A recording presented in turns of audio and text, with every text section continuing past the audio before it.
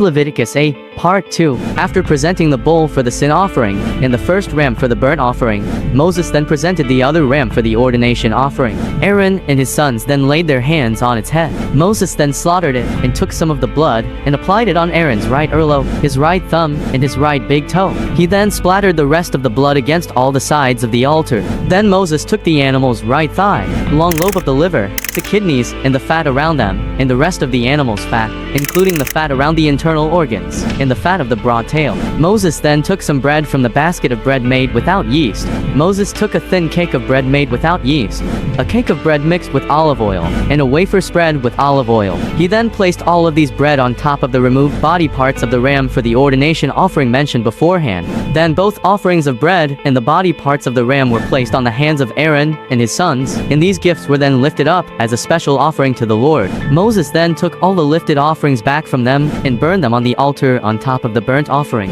This was the ordination offering. It was a pleasing aroma to the Lord, a special gift presented to him. Then Moses removed the breast of the ram and lifted it up as a special offering to the Lord, and this was his portion of the ram of ordination. Moses then took some of the anointing oil and some of the blood that was on the altar, and he sprinkled them on Aaron, his sons, and on their garments, making them and their garments holy. Then Moses instructed Aaron and his sons to boil the remaining meat of the offerings at the tabernacle entrance, and they must eat it there along with the bread that is in the basket of offerings for the ordination. They must then burn any leftover meat or bread after eating. Then they must not leave the tabernacle entrance for 7 days, for that is when the ordination ceremony will be completed. Moses then explained that everything that they have done was God's command, in order to purify them. And now they must stay at the entrance of the tabernacle for 7 days and 7 nights, and do everything that the Lord requires. And if they fail to follow, they will die, for this is what the Lord had commanded. So Aaron and his sons did everything the Lord had instructed through Moses. And that's Leviticus 8,